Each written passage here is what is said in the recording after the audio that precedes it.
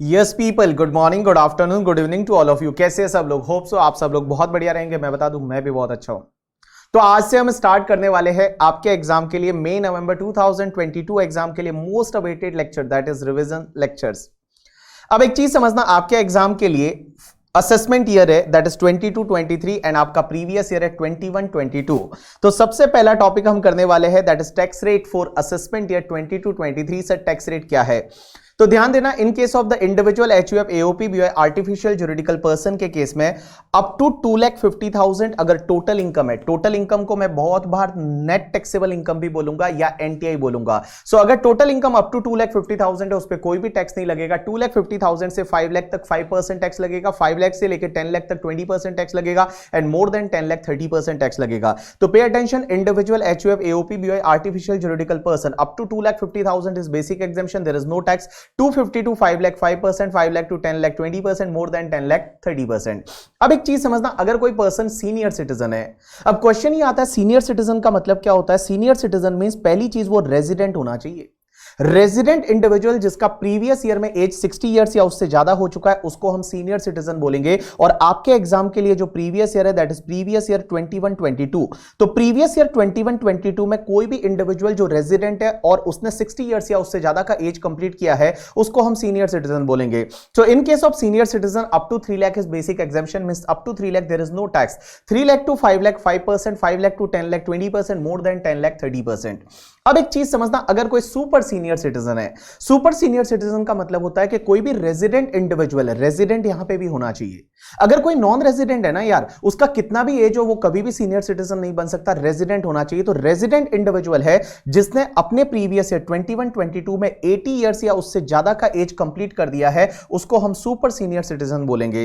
And guys, super senior citizen के case में up to 5 lakh is a basic exemption, means 5 lakh तक कोई भी टैक्स नहीं लगता। 5 lakh to 10 lakh directly 20% and more than 10 lakh 30% tax लगेगा। अब यहां पे एक क्वेश्चन आता है कि सर आप ये बोल रहे हैं कि प्रीवियस ईयर 21-22 में किसी ने 60 इयर्स या 80 इयर्स का एज कंप्लीट किया है, उसको सीनियर सिटीजन या सुपर सीनियर सिटीजन बोलेंगे और उसको हायर बेसिक एग्जेम्पशन का बेनिफिट मिलेगा। लेकिन सर अगर मान लो कोई भी इंडिविजुअल है, वो अपना 60th बर्थडे मीन जो 60th बर्थडे सेलिब्रेट कर रहा है वो 1 अप्रैल 2022 को कर रहा है, मींस कोई पर्सन अपना 60th बर्थडे जो सेलिब्रेट कर रहा है वो 1 अप्रैल 2022 को कर रहा है। क्वेश्चन ये आता है कि वो सीनियर सिटीजन कब माना जाएगा? जिस दिन आप बर्थडे कंप्लीट करते हो उस दिन वो पर्टिकुलर एज कंप्लीट होगी या उसके पिछले दिन? राइट आंसर इज उसके पिछले दिन। तो यहां पे सीबीडीटी का क्लेरिफिकेशन है, सीबीडीटी का सर्कुलर है। सीबीडीटी ये बोलती है कि कोई भी पर्सन अगर 1 अप्रैल 2022 को 60th या 80th बर्थडे सेलिब्रेट कर रहा है, उस दिन केक काट रहा है, उस दिन हैप्पी बर्थडे बोल रहे हैं, तो यह समझा जाएगा कि उसने 60 इयर्स या 80 इयर्स का एज कंप्लीट कर दिया है 31 मार्च 2022 को। और आपको असेसमेंट ईयर 22-23 के लिए higher basic exemption that is 3 lakh और 5 लाख का बेनिफिट मिल जाएगा। अब एक चीज समझना, ये तो हुई टैक्स रेट की बात। अब क्वेश्चन ये आता है कि क्या सरचार्ज भी लगता है क्या? सरचार्ज क्या होता है कि टैक्स पे कोई एक्स्ट्रा टैक्स लगना, दैट इज कॉल्ड सरचार्ज। तो पहले टैक्स आता है, उसके बाद में उसमें सरचार्ज ऐड करते हैं। तो क्या individual H U F A O P B O I artificial juridical person के केस में सरचार्ज भी लगेगा? Answer is yes. Surcharge depend करेगा आपकी टोटल इनकम पे। अगर आपकी टोटल इनकम 50 लाख से ज्यादा है, अप टू 1 करोड़ है, टोटल इनकम 50 लाख से ज्यादा है अप टू 1 करोड़ है, तो उस केस में सरचार्ज आएगा 10% की रेट से। इफ 1 करोड़ से ज्यादा है अप टू 2 करोड़ है, तो उसमें सरचार्ज आएगा 15% की रेट से। आपकी टोटल इनकम 2 करोड़ से ज्यादा है अप टू 5 करोड़ है, तो सरचार्ज आएगा 25% की रेट से। एंड अगर आपकी इनकम जो है टोटल इनकम वो 5 करोड़ से ज्यादा है, तो सरचार्ज आएगा 37% की रेट से। तो मैंने क्या बोला, इधर देखो, ध्यान देने की कोशिश करना। All people just pay attention. If your total income is more than 50 lakh up to 1 crore, surcharge rate is 10%। More than 1 crore up to 2 crore, surcharge rate is 15%. More than 2 crore up to 5 crore, surcharge rate is 25%, and more than 5 crore, in that case your surcharge rate is 37%. But यहां पे आपको एक चीज समझना पड़ेगा कि जो भी तुम्हारा long term capital gain 112A वाला होता है, long term capital gain 112A वाला कौन सा होता है? जो equity share, equity oriented fund और यूनिट ऑफ बिजनेस ट्रस्ट की यूनिट पे जो लॉन्ग टर्म कैपिटल गेन होता है, जिस पे 10% टैक्स रेट आती है। और जो तुम्हारा short term capital gain 111A वाला होता है, जिस पे 15% की टैक्स रेट आती है और डिविडेंड इनकम है। ये 3 तरह की इनकम पे मैक्सिमम सरचार्ज जो है ना, वो आपका 15% हो सकता है, उससे ज्यादा नहीं हो सकता। वापस से मैं बोल रहा हूं, देखिए, जो भी तुम्हारा लॉन्ग टर्म कैपिटल गेन 112 है या फिर शॉर्ट टर्म कैपिटल गेन 111 है या फिर डिविडेंड का इनकम है, इस पे जो भी टैक्स आएगा उस टैक्स पे मैक्सिमम सरचार्ज है ना वो 15% ही हो सकता है, उससे ज्यादा नहीं हो सकता। तो all people just pay attention, आप लोगों का ध्यान अब इधर होना चाहिए। तो देखिए, सबसे पहली चीज, आपका total income up to 50 lakh है तो उसमें कोई सरचार्ज लेना ही नहीं है। अगर टोटल इनकम 50 लाख से ज्यादा है, अप टू आपका 1 करोड़ है, सरचार्ज ले लीजिए आप 10%। 1 करोड़ से ज्यादा है, अप टू 2 करोड़ है, आप सरचार्ज लीजिए 15%। अब एक चीज समझना, अगर आपका टोटल इनकम जो है वो 2 करोड़ से ज्यादा है, लेकिन अगर उस टोटल इनकम में लॉन्ग टर्म कैपिटल गेन 112 वाला या शॉर्ट टर्म कैपिटल गेन 111 वाला या डिविडेंड का इनकम है, तो उस पर ध्यान रखना, उस पर जो भी टैक्स आएगा उस पर हाईएस्ट सरचार्ज है वो 15% ही रहेगा, कभी भी उस पर 25% या 37% वाला सरचार्ज नहीं आएगा। लेकिन एक चीज समझना, जो तुम्हारा अदर इनकम बचता है, ये स्पेशल 3 इनकम को हटा दो। कौन कौन सी 3 इनकम हटाओगे? LTCG 112A, STCG 111A and dividend का इनकम। इन 3 को हटा के जो बाकी वाला इनकम है, वो बाकी वाला income itself is more than 2 crore. Means बाकी वाला इनकम है, वो बाकी वाला इनकम जो है, remaining income is more than 2 crore, तो उस केस में वो रिमेनिंग इनकम पे जो टैक्स आएगा उस पे 25% की रेट से सरचार्ज लेना है। और अगर तुम्हारा जो रिमेनिंग इनकम है, that remaining income is more then 5 crore, तो उस केस में वो रिमेनिंग इनकम पे जो टैक्स आएगा उस पे आपको 37% सरचार्ज लेना है। लेकिन ऑलवेज ध्यान रखना कि long term capital gain 112A, short term capital gain 111A and dividend का इनकम पे जो भी टैक्स आएगा उस टैक्स पे हाईएस्ट सरचार्ज है वो आपका 15% ही रहेगा। 15% से ज्यादा सरचार्ज इन इनकम के टैक्स पे नहीं लगेगा। अब यहां पे आप देखेंगे, all people just pay attention, यहां पे आप देखेंगे, जैसे मैं एक एग्जांपल ले रहा हूं यहां पे, तो यहां पे आप देखेंगे जैसे आपका पॉइंट नंबर 4 है, तो 4th नंबर में आप देखेंगे कि यहां पे आपका जो टोटल इनकम है, that total income is only 45 lakh. Total income is only 45 lakh, means other than this capital gain and dividend. But अगर आप कैपिटल गेन एंड डिविडेंड देखेंगे तो आपका 3 करोड़ है, so total comes to the 3 crore 45 lakh. अब यहां पे आप बोलेंगे कि टोटल 3 करोड़ 45 लाख है, मींस यहां पे तो 2 करोड़ से ज्यादा है, सरचार्ज 25% होना चाहिए। लेकिन एक चीज ध्यान रखना, यहां पे आपका कैपिटल गेन एंड डिविडेंड कितना है? 3 करोड़ है, तो उस पे तो जो भी टैक्स आएगा उस टैक्स पे आपका सरचार्ज कितना रहेगा? 15%। अब एक चीज समझिए कि यहां पे रिमेनिंग इनकम क्या 2 करोड़ से ज्यादा है क्या? यहां रिमेनिंग इनकम है वो क्या 2 करोड़ से ज्यादा है? Answer is no, remaining income is not more than 2 crore, remaining income is only 45 lakh. तो उस केस में जो रिमेनिंग इनकम पे जो टैक्स आएगा उस पे भी आपका 15% ही सरचार्ज लगेगा। यू गॉट माय पॉइंट और नॉट? यस। तो इसको कैसे याद रखेंगे? All people just pay attention. वापस से एक बार मैं रिवाइज करा रहा हूं, आपकी सरचार्ज की रेट क्या है। तो देखिए, सबसे पहले आपको टोटल इनकम देखना पड़ेगा। Total income is up to 50 lakh, obviously there is no surcharge. 50 lakh से ज्यादा है अप टू 1 करोड़ है, 10% सरचार्ज जोड़िए। 1 करोड़ से ज्यादा है अप टू 2 करोड़ है, उस पर आप 15% सरचार्ज जोड़िए। 2 करोड़ से ज्यादा है अप टू 5 करोड़ तक है तो उस पर 25% सरचार्ज जोड़िए। और अगर 5 करोड़ से भी ज्यादा है तो आप 37% सरचार्ज जोड़िए। लेकिन यहां पे हमेशा एक चीज ध्यान रखना कि जो तुम्हारा एलटीसीजी 112A वाला है, एसटीसीजी 111A वाला है एंड डिविडेंड का इनकम रहेगा, जिसपे जो भी टैक्स आएगा उस टैक्स पे मैक्सिमम सरचार्ज 15% हो सकता है, उससे ज्यादा नहीं हो सकता। जैसे फॉर एन एग्जांपल, मेरा लॉन्ग टर्म कैपिटल गेन है वो 15 करोड़ है, 15 करोड़ का मेरा लॉन्ग टर्म कैपिटल गेन है, उस पे 10% टैक्स आएगा, मैक्सिमम सरचार्ज उस पे कितना आएगा? 15% आएगा। तो हमेशा ध्यान रखना, अगर मान लो आपकी टोटल इनकम है, उस टोटल इनकम में ये जो तुम्हारा long term capital gain 112A वाला, short term capital gain 111A वाला एंड डिविडेंड का इनकम है, तो आपको उसमें देखना पड़ेगा कि इन इनकम पे 3 इनकम्स जो है उस पे जो टैक्स आएगा उस टैक्स पे मैक्सिमम सरचार्ज आपको 15% लेना है। और अदर इनकम के टैक्स पे सरचार्ज कितना लेना है वो आपको देखना है कि अदर इनकम जो है वो other income itself is more than 2 crore, तो उस पे जो टैक्स आएगा उस पे आपको 25% सरचार्ज लेना है। और other income itself is more then the 5 crore, in that case उस इनकम पे जो टैक्स आएगा उस पे आपको 37% की रेट से सरचार्ज लेना है। अब एक चीज समझना, यहां पे मैंने आपको कुछ एग्जांपल्स वगैरह भी दे रखे हैं, आप एग्जांपल्स देखेंगे तो आपको इजीली समझ में आ जाएगा। अब उसके बाद में मैं आपको बताने वाला हूं कंपनी के लिए टैक्स रेट क्या लगता है। तो कंपनी के लिए टैक्स रेट में 2 तरह की कंपनी होती है, one is the domestic company, one is the foreign company. Guys ध्यान रखना, डोमेस्टिक कंपनी के लिए normally tax rate is 30%। Domestic company के लिए normally tax rate is 30%, but अगर वो डोमेस्टिक कंपनी है, उसका previous year 1920, I am talking about previous year 1920, previous year 1920 का जो ग्रॉस रिसिट है या टर्नओवर है वो अप टू 400 करोड़ है, तो उस केस में उस कंपनी के लिए 25% टैक्स रेट रहेगा। तो देखिए, वापस से बोल रहा हूं, in case of the domestic company, normally domestic company के लिए tax rate is 30%, but previous year 1920 का टर्नओवर या ग्रॉस रिसिट है that is up to 400 crore, तो उस केस में उस डोमेस्टिक कंपनी को ओनली 25% की रेट से टैक्स भरना पड़ेगा। फॉरेन कंपनी के लिए टैक्स रेट होता है 40%, फॉरेन कंपनी के लिए टैक्स रेट होता है 40%। क्या सर कंपनीज के केस में भी सरचार्ज लगता है? Answer is yes, but companies के केस में सरचार्ज लगता है ओनली टोटल इनकम अगर मोर देन 1 करोड़ है। If total income is more than 1 crore up to 10 crore है तो डोमेस्टिक कंपनी के केस में सरचार्ज लगेगा 7% की रेट से एंड फॉरेन कंपनी के केस में सरचार्ज लगेगा 2% की रेट से। But total income is more than 10 crore, in that case domestic company के केस में सरचार्ज लगेगा 12% की रेट से एंड फॉरेन कंपनी के केस में 5% की रेट से। So all people just pay attention, total income 1 crore से ज्यादा है अप टू 10 करोड़ है तो डोमेस्टिक कंपनी के केस में 7% लीजिए, और 10 करोड़ से ज्यादा है तो डोमेस्टिक कंपनी के केस में 12% लीजिए एंड फॉरेन कंपनी के केस में 2% एंड 5%। फॉरेन कंपनी के केस में सरचार्ज की रेट कम क्यों है? क्योंकि फॉरेन कंपनी के लिए टैक्स रेट है वो 40% है, वो अपने आप में बहुत ज्यादा है। उसके बाद में क्वेश्चन ही आता है पार्टनरशिप फर्म है, एलएलपी है, लोकल अथॉरिटी है, सर उनके लिए टैक्स रेट क्या रहता है? फ्लैट 30%, फ्लैट 30% का टैक्स रेट रहेगा। सरचार्ज लगेगा? आंसर इज यस, सरचार्ज लगेगा 12% की रेट से if total income is more than 1 crore. अगर टोटल इनकम मोर देन 1 करोड़ है सरचार्ज लगेगा 12% की रेट से। अब एक चीज समझना, जो भी हमने टैक्स रेट अभी तक पढ़ी उसमें हर जगह आप टैक्स लेंगे, उसके बाद में आप सरचार्ज को ऐड करेंगे और उसके बाद में आपको हेल्थ एंड एजुकेशन सेस है वो आपको 4% ऐड करना है। अब यहां पे क्वेश्चन ही आता है सर कोऑपरेटिव सोसाइटी के लिए टैक्स रेट क्या होती है? तो कोऑपरेटिव सोसाइटी के लिए अप टू 10,000 जो है उस पे 10% टैक्स लगेगा। 10,000 टू 20,000 का इनकम रहेगा उस पे 20% लगेगा, और जो भी 20,000 से ज्यादा का इनकम रहेगा उस पे 30%। यहां पे कोई बेसिक एग्जेम्पशन नहीं है। तो देखिए 10,000 तक 10%, 10,000 टू 20,000 20%, 20,000 से ज्यादा जितना भी टोटल इनकम रहेगा उस पे 30%। कोऑपरेटिव सोसाइटी के केस में सरचार्ज लगेगा 12% की रेट से अगर उनका टोटल इनकम 1 करोड़ से ज्यादा है।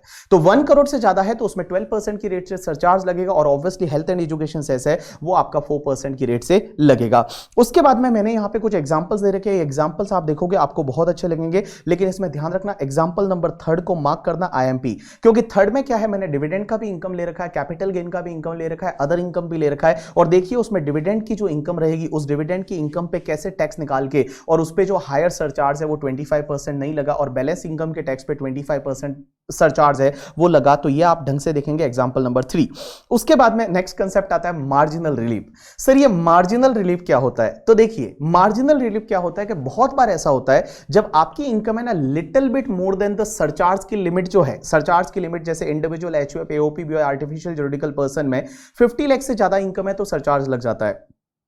तो क्या होता है कि अगर आपकी income little bit more than that limit है, मींस 50 लाख से थोड़ी बहुत ज्यादा है, और उसकी वजह से होता क्या है कि आपका टैक्स ज्यादा बढ़ जाता है एज कंपेयर टू इनकम, आपका टैक्स है वो ज्यादा बढ़ जाता है एज कंपेयर टू इनकम, तो यहां पे लॉ मेकर्स आपको मार्जिनल रिलीफ देते हैं। सर मार्जिनल रिलीफ का कोई सेक्शन होता है कि? Answer is no. Finance act जो आता है, फाइनेंस एक्ट में ही एक प्रोवाइजो के फॉर्म में मार्जिनल रिलीफ के बारे में बताया होता है। अब एक चीज समझना, मार्जिनल रिलीफ कहां लगेगा? तो हमेशा ध्यान रखना individual, H U F, A O P, B O I, artificial juridical person के केस में अगर आपका income little bit more than 50 lakh है आपको मार्जिनल रिलीफ चेक करना है, या little bit more than 1 crore है, क्योंकि 1 करोड़ पे क्या होता है सरचार्ज की रेट चेंज हो जाती है, आपकी 10% से 15% हो जाती है।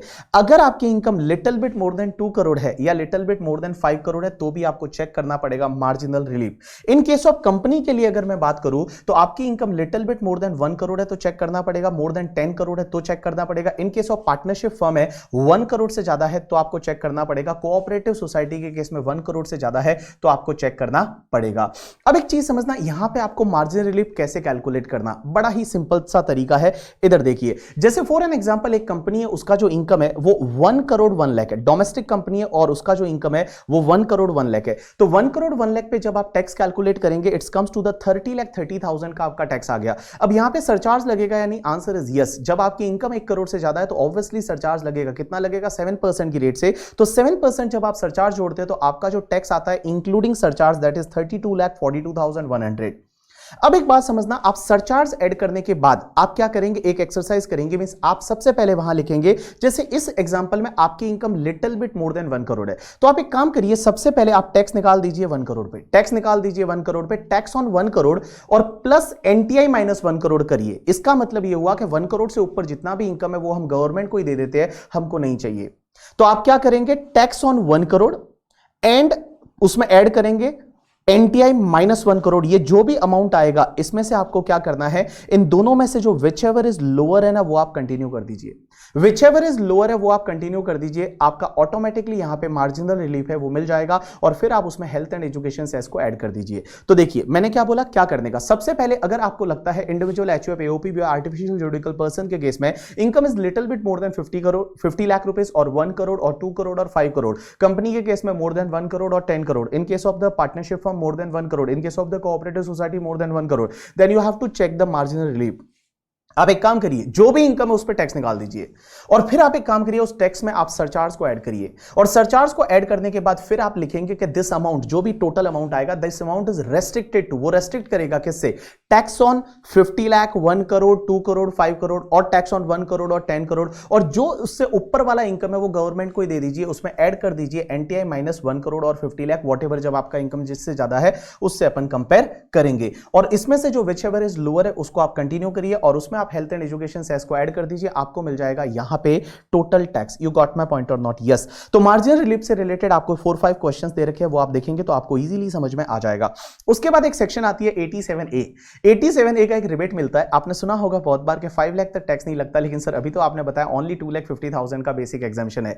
अब यहां पे एक चीज समझना, एक रिबेट डाली गई है 87A की, but this 87A rebate is available only to resident individual. ध्यान रखना, this rebate is available only to resident individual को ये मिलती है, ये एचयूएफ को वगैरह नहीं मिलती, और ओनली उस रेजिडेंट इंडिविजुअल को मिलती है जिसका net taxable income is up to 5 lakh. तो देखिए, रेजिडेंट इंडिविजुअल जिसका नेट टैक्सेबल इनकम जो है वो अप टू 5 लाख रुपीस है, तो वो रिबेट ले सकता है। रिबेट कितना ले सकता है? What ever the tax amount और 12,500 which ever is lower, whatever the tax amount और 12,500 whichever is lower। एक और चीज समझना, ये रिबेट आप health and education cess add करने से पहले क्लेम करेंगे, health and education cess add करने से पहले आप ये रिबेट क्लेम करेंगे। अब एक और चीज समझना, आपका नेचर ऑफ इनकम कोई भी हो, ये रिबेट आपको मिलेगा। Means any type of the nature of income, भले आपका विनिंग का इनकम है तो भी आपको ये रिबेट मिलेगा, भले आपका शॉर्ट टर्म कैपिटल गेन 111 है तो भी आपको ये रिबेट मिलेगा, भले आपका normal long term capital gain है तो भी आपको रिबेट मिलेगा। लेकिन एक चीज ध्यान रखना, अगर आपका long term capital gain 112A वाला है, long term capital gain 112A वाला है,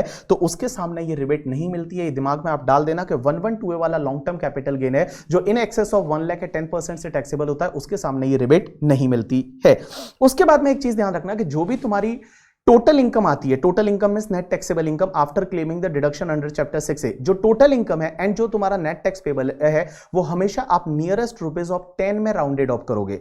10 में राउंडेड ऑफ करने का मतलब, अगर 5, 6, 7, 8, 9 है तो आप ऊपर वाले 10 में जाओगे, 1, 2, 3, 4 है तो आप नीचे वाले 10 में राउंडेड ऑफ कर लोगे। अब अपन चालू कर रहे हैं कुछ स्पेशल रेट्स। अभी तक जो हमने पढ़ा वो नॉर्मल टैक्स रेट थी, अब अपन चालू करते हैं स्पेशल रेट। और स्पेशल रेट में बेटा सबसे पहले मैं आपको एक सेक्शन पढ़ाऊंगा, दैट इज 115BAA। और यहां पे ध्यान देना, और ये सेक्शंस आपके एग्जाम में मेजर मार्क्स कवर करेगी। इस बार का जो एग्जाम हुआ दिसंबर 2021 वाले पेपर में आप देखोगे तो पहला क्वेश्चन 115BAB से था, as well as the DTAA का क्वेश्चन जो था उसमें 115BAC पूछा गया था। मींस अच्छा खासा कवरेज यहां से होता है। तो सब लोग ध्यान देना, एक सेक्शन है 115BAA। 115BAA ये बोलती है कि डोमेस्टिक कंपनी के पास ऑप्शन है कि डोमेस्टिक कंपनी चाहे तो 22% की रेट से टैक्स पे कर सकती है। लेकिन सर कौन सी डोमेस्टिक कंपनी? क्या डोमेस्टिक कंपनी न्यू होनी चाहिए या एग्जिस्टिंग भी ये ऑप्शन एक्सरसाइज कर सकती है? क्या मैन्युफैक्चरिंग होनी चाहिए या नॉन मैन्युफैक्चरिंग भी ये ऑप्शन एक्सरसाइज कर सकती है? राइट आंसर इज कोई भी डोमेस्टिक कंपनी। सेक्शन 115BAA बोलती है कि अगर कोई भी डोमेस्टिक कंपनी है, वो भले न्यू हो, ओल्ड हो, मैन्युफैक्चरिंग हो, नॉन मैन्युफैक्चरिंग हो, उससे कोई फर्क नहीं पड़ता, वो 22% की रेट से टैक्स पे कर सकती है। लेकिन सर आप बोल रहे हैं 22% की रेट से टैक्स लगेगा, लेकिन क्या इसमें सरचार्ज लगेगा क्या? Answer is yes, and surcharge will be the 10% irrespective of total income. Total income आपका कितना भी हो, टोटल इनकम भले 10 रुपया है तो भी वहां पे सरचार्ज लगेगा 10% की रेट से, and health and education cess लगेगा 4% की रेट से। इफेक्टिवली टैक्स रेट है वो 25.168% हो जाएगी। इफेक्टिवली उस डोमेस्टिक कंपनी के लिए टैक्स रेट है वो 25.168% हो जाएगी। मींस यहां पे आपका 22% tax rate, 10% surcharge always and 4% health and education cess always आपको ऐड करना है, तो 25.168% है, उस रेट से टैक्स लगेगा डोमेस्टिक कंपनी को। लेकिन सर एक बात बताइए, डोमेस्टिक कंपनी को अगर कोई स्पेशल रेट्स वाली इनकम हुई तो? स्पेशल रेट्स वाली मींस जैसे long term capital gain 112A पे 10% टैक्स लगता है, short term capital gain 111A पे आपका 15% टैक्स लगता है, लॉन्ग टर्म कैपिटल गेन पे 20% टैक्स लगता है, विनिंग पे आपका 30% टैक्स लगता है, कार्बन क्रेडिट के पॉइंट को सेल करते हैं उस पे 10% टैक्स लगता है। तो सर ये तो सब स्पेशल रेट्स वाली इनकम है, इस पे टैक्स कौन सी रेट से लगेगा? गाइस स्पेशल रेट्स वाली जो भी इनकम रहेगी उस पे टैक्स स्पेशल रेट से ही लगेगा। मींस अगर 10%, 15%, 20%, 30%, 10% जो भी रेट है वो स्पेशल रेट से ही लगेगा। लेकिन एक चीज ध्यान रखना है यहां पे, उसमें ऑलवेज आपका 10% सरचार्ज ऐड होगा and 4% health and education cess add होगा irrespective of the total income. तो अगर कोई भी एसएससी 115BAA लेता है तो जो आपकी स्पेशल रेट्स वाली इनकम रहेगी वो स्पेशल रेट्स वाली इनकम पे टैक्स तो स्पेशल रेट से ही लगेगा, लेकिन उसमें 10% ऑलवेज आपको सरचार्ज ऐड करना पड़ेगा and 4% health and education cess add करना पड़ेगा। सर जो हाउस प्रॉपर्टी की इनकम होगी, अदर सोर्सेज की इनकम होगी, वो ऑब्वियसली वो 22% से टैक्सेबल होगी, बट उसमें 10% आपको सरचार्ज ऐड करना पड़ेगा और हेल्थ एंड एजुकेशन सेस है वो आपको 4% ऐड करना पड़ेगा। तो सर एक बात बताइए, यहां तो बहुत ही बेनिफिट है, 22% का टैक्स रेट है वो डोमेस्टिक कंपनी को मिल जाएगा। तो क्वेश्चन यहां पे यह आता है कि क्या डोमेस्टिक कंपनी को कुछ ना कुछ कुर्बानी देनी पड़ेगी? Answer is yes. यहां उस डोमेस्टिक कंपनी को कुछ ऐसे बेनिफिट्स है जो सरेंडर करने पड़ेंगे और वो बेनिफिट्स डोमेस्टिक कंपनी नहीं ले सकती। सर कौन कौन से? सबसे पहले मैं बता दूं कि 10AA का जो SEZ का डिडक्शन मिलता है वो SEZ का डिडक्शन नहीं मिलेगा। उसके साथ साथ में वो domestic company additional depreciation 32 subsection 1 clause number 2A में क्लेम करती है वो नहीं मिलेगा। 32AD का डिडक्शन नहीं मिलेगा, इन्वेस्टमेंट अलाउंस का, वो तो ऐसे भी अभी नहीं मिलता है। तो देखिए सबसे पहले 10AA का डिडक्शन नहीं मिलेगा, उसके साथ में आपको एडिशनल डेप्रिसिएशन नहीं मिलेगा, 33AB और ABA जो है उसका डिडक्शन नहीं मिलेगा, वो tea coffee rubber development board और साइट रेस्टोरेशन अकाउंट वाला मिलता है ना, वो डिडक्शन नहीं मिलेगा। उसके बाद साइंटिफिक रिसर्च में आपका 35 सबसेक्शन 1 का clause number 2, clause number 3, clause number 2A और 35 सबसेक्शन 2AA और 35 2AB का डिडक्शन नहीं मिलेगा। अब एक चीज समझना, ये कौन कौन से हुए? तो सबसे पहले 35 subsection 1 clause number 2, clause number 3, clause number 2A की बात करता हूं। आपको पता रहेगा जब आप डोनेशन देते हो, डोनेशन किसको देते हो? अगर मान लो research association, institute, college, university को डोनेशन देते हो साइंटिफिक रिसर्च के लिए, तो आपको 100% डिडक्शन मिलता है, वो नहीं मिलेगा। सोशल स्टैटिस्टिकल रिसर्च के लिए दिया 100% डिडक्शन मिलता है, वो नहीं मिलेगा। अगर आपने किसी IIT नेशनल लेबोरेटरी को डोनेशन दिया वो नहीं मिलेगा। उसके बाद में किसी इंडियन कंपनी को डोनेशन दिया, किसके लिए? साइंटिफिक रिसर्च के लिए, 100% डिडक्शन मिलता है, वो भी नहीं मिलेगा। और एक बात समझना, आपको मैंने 35 2A भी बताया था कि अगर कोई भी कंपनी है मैन्युफैक्चरिंग बिजनेस में या बायोटेक्नोलॉजी बिजनेस में, तो उसको all revenue and capital expenditure पे 100% डिडक्शन मिलता है, वो डिडक्शन 35 2AB वाला नहीं मिलेगा। लेकिन एक चीज ध्यान रखना, यहां पे साइंटिफिक रिसर्च में आपको 3511 और 3514 मिल जाएगा। इसका मतलब क्या हुआ कि इन हाउस रिसर्च पे जो भी आप रेवेन्यू एक्सपेंडिचर करोगे उस पे 100% डिडक्शन मिलेगा और कैपिटल एक्सपेंडिचर करोगे उस पे लैंड को छोड़ के बाकी वाले पे आपको 100% डिडक्शन है वो आपको मिल जाएगा।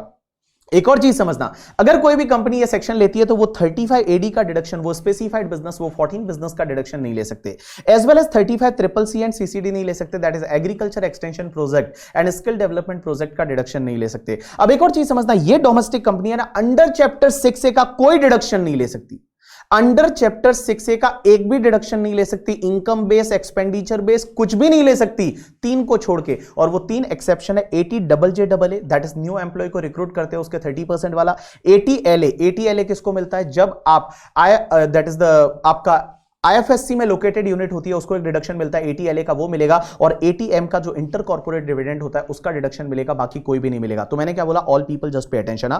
देखिए अगर कोई भी डोमेस्टिक कंपनी 22% वाली टैक्स रेट को ऑप्ट करती है तो उसको कुछ ना कुछ छोड़ना पड़ेगा। क्या क्या छोड़ना पड़ेगा? सबसे पहले SEZ 10AA का डिडक्शन नहीं मिलेगा, एडिशनल डेप्रिसिएशन है वो आपको नहीं मिलेगा, 32AD का बेनिफिट आपको नहीं मिलेगा, 33AB ABA का नहीं मिलेगा, साइंटिफिक रिसर्च में जो आप डोनेशन करते हो उससे रिलेटेड जो भी डिडक्शन है वो आपको नहीं मिलेंगे, 35AD का डिडक्शन नहीं मिलेगा, 35 CCC CCD का डिडक्शन आपको नहीं मिलेगा, और अंडर चैप्टर 6A जो है वो आपको कोई भी डिडक्शन नहीं मिलेगा। 3 को छोड़ के 3 मिलेंगे, कौन सा? ATJJAA मिलेगा, ATLA मिलेगा और ATM मिलेगा, बाकी कोई भी नहीं मिलेगा।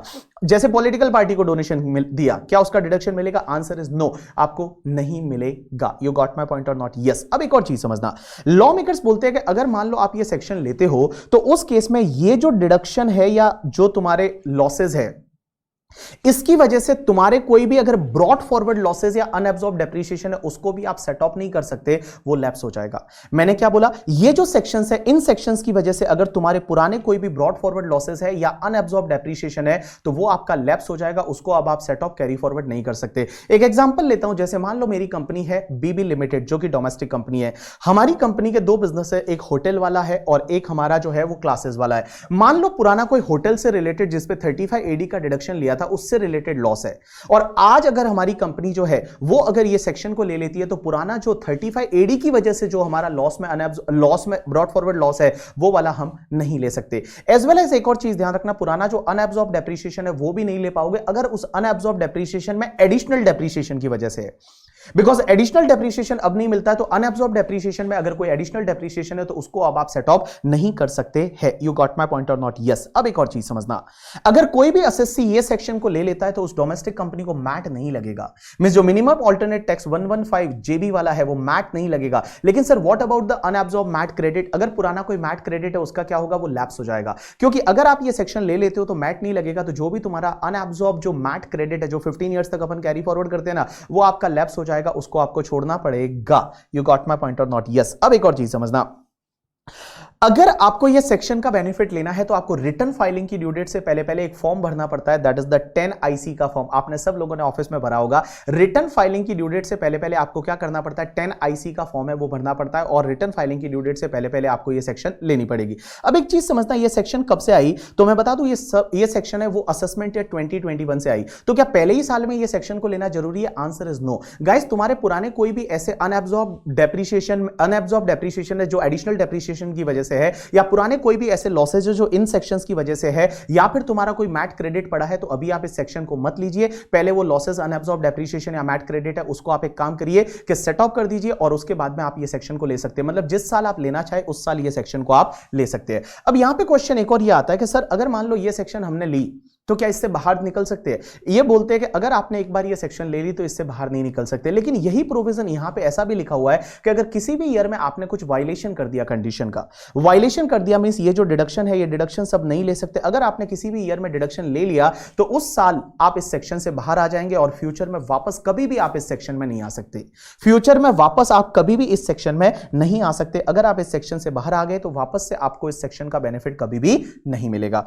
अब एक बात समझना, next section is 115 BAB and this section is very interesting, all people just pay attention। ये सेक्शन ये बोलती है कि अगर कोई भी डोमेस्टिक मैन्युफैक्चरिंग कंपनी है तो डोमेस्टिक मैन्युफैक्चरिंग कंपनी के लिए, और वो भी न्यू होनी चाहिए, न्यू डोमेस्टिक मैन्युफैक्चरिंग कंपनी के लिए टैक्स रेट है वो सिर्फ 15% की रेट से टैक्स लगेगा।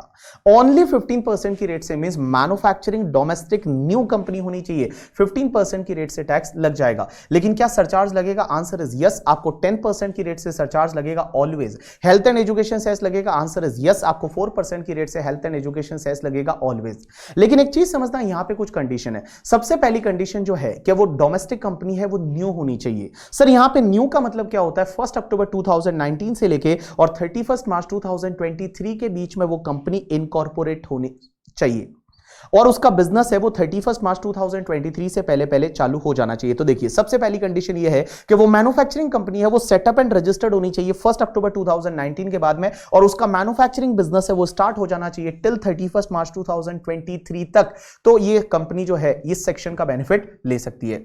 दूसरी कंडीशन यह है कि ये वो कंपनी है ना वो सिर्फ मैन्युफैक्चरिंग बिजनेस में होनी चाहिए, और उसके साथ साथ में या तो उस प्रोडक्ट से रिलेटेड कोई रिसर्च कर रही है तो चलेगा, या उस प्रोडक्ट का डिस्ट्रीब्यूशन कर रही है तो चलेगा। तो देखिए, मैन्युफैक्चरिंग बिजनेस में होना चाहिए और उसके साथ साथ उस प्रोडक्ट का रिसर्च करती है तो चलेगा, उसके साथ साथ में उसका डिस्ट्रीब्यूशन करते हैं तो चलेगा, कोई दिक्कत नहीं है। अब एक और चीज समझना, यहां पे एक और कंडीशन ये है आपकी कि वो कंपनी जो है वो न्यू होनी चाहिए। कभी भी ऐसा नहीं होना चाहिए कि स्प्लिट अप और रिकंस्ट्रक्शन ऑफ एग्जिस्टिंग बिजनेस आप कर रहे हो, that company should be the new, उसका बिजनेस न्यू होना चाहिए। एक और चीज समझना, उसके लिए जो प्लांट एंड मशीनरी लगेगा वो प्लांट एंड मशीनरी सब नया होना चाहिए। Second hand plant and machinery नहीं चलेगा, लेकिन second hand plant and machinery के लिए दो एक्सेप्शन है। एक तो टोटल प्लांट एंड मशीनरी जितना रिक्वायर है उसका 20% तक सेकंड हैंड हो सकता है, और दूसरी चीज कि इंडिया के बाहर से जो भी आप इंपोर्ट करोगे सेकंड हैंड वो न्यू ही माना जाएगा, only for the purpose of this particular section. अब एक और चीज समझना, यहां पे ये जो कंपनी है वो कोई भी ऐसी बिल्डिंग यूज नहीं करेगी जो पहले एज अ होटल या कन्वेंशन सेंटर यूज हुआ था।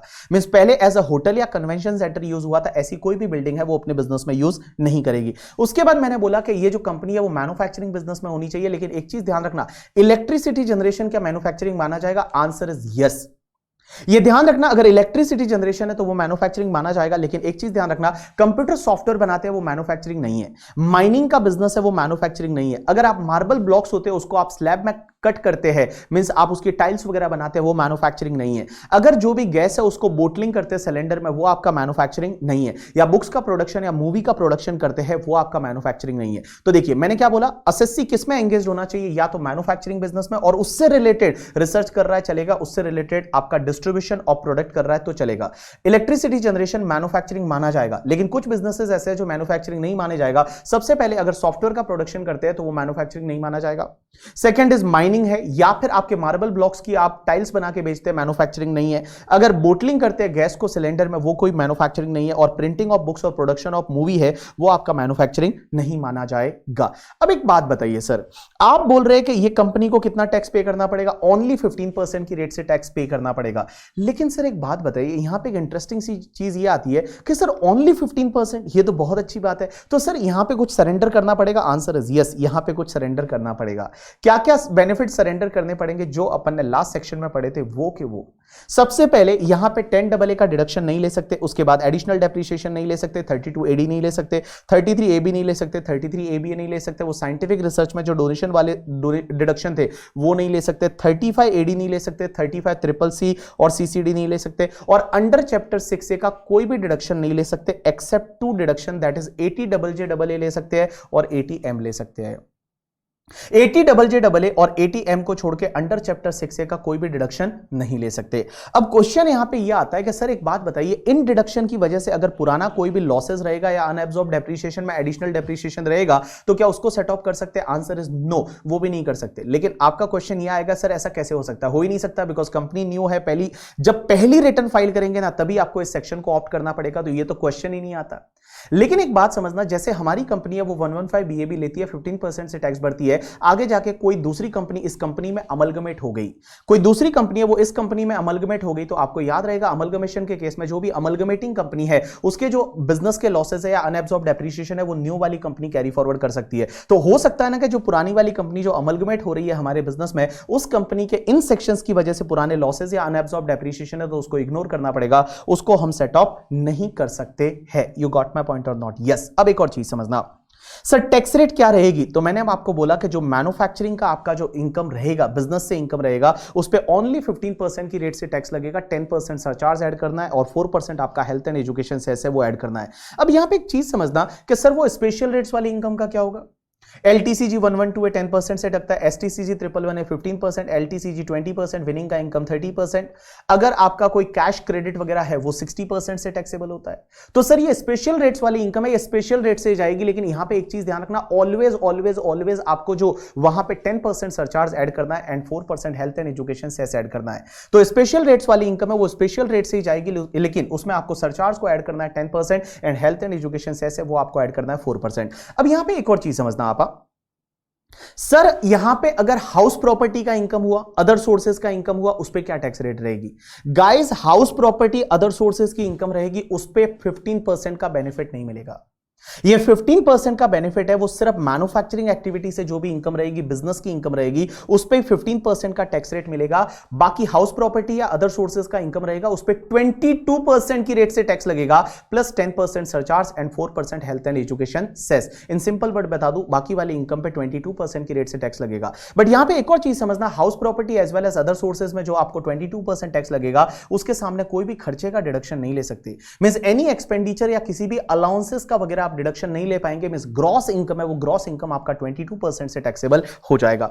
अब एक चीज समझना, कैपिटल गेन कौन सी रेट से टैक्सेबल होगा? तो obviously long term capital gain है तो आपका 20% की रेट से, लॉन्ग टर्म कैपिटल गेन आपका 112A वाला तो 10% की रेट से। शॉर्ट टर्म कैपिटल गेन कौन सी रेट से टैक्सेबल होगा? तो short term capital gain 111A वाला है तो वो आपका 15% की रेट से। लेकिन sir other short term capital gain, so guys यहां पे एक चीज ध्यान रखना, अगर वो शॉर्ट टर्म कैपिटल गेन है वो आप डेप्रिशिएबल एसेट वाला है, शॉर्ट टर्म कैपिटल गेन अगर डेप्रिशिएबल असेट वाला है तो ओनली 15% की रेट से टैक्स लगेगा।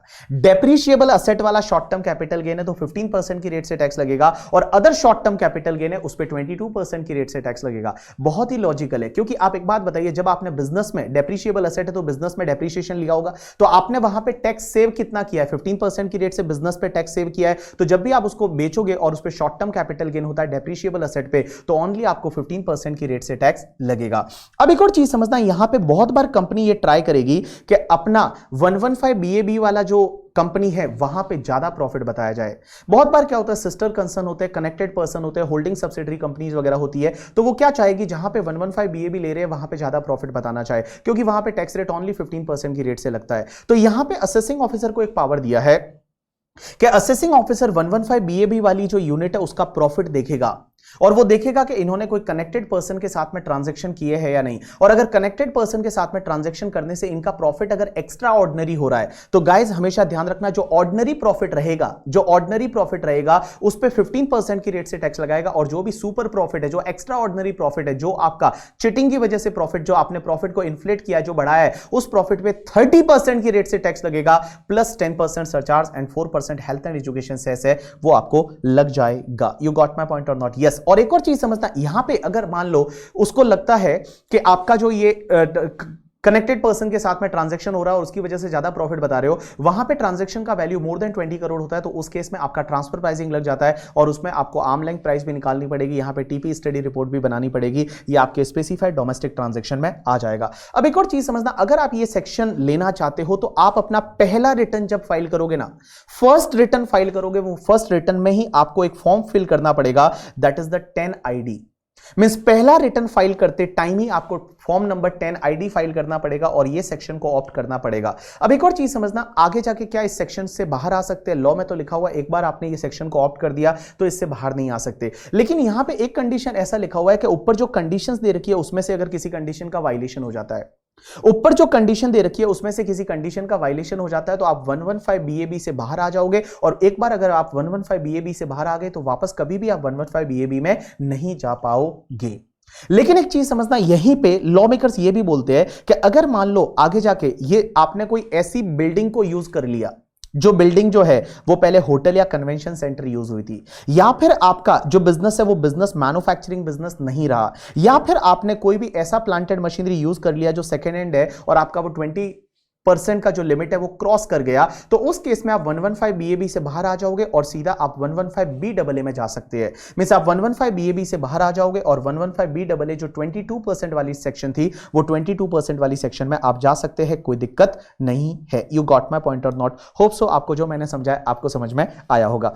अब एक और चीज समझना, एक सेक्शन है दैट इज द 115 BA। अब ये 115 BA आजकल कोई यूज करता नहीं है, ये बहुत पुरानी सेक्शन है, पहले यूज होती थी, अभी यूज नहीं होती है। 115 BA क्या बोलती है कि कोई भी डोमेस्टिक मैन्युफैक्चरिंग कंपनी है, तो डोमेस्टिक मैन्युफैक्चरिंग कंपनी के केस में आपको 25% का ऑप्शन ले सकते हैं, 25% की टैक्स रेट का ऑप्शन है वो ले सकते हैं। लेकिन यहां पे कुछ कंडीशन है। पहली कंडीशन है वो कंपनी सेटअप और रजिस्टर्ड होनी चाहिए ऑन और आफ्टर 1 मार्च 2016।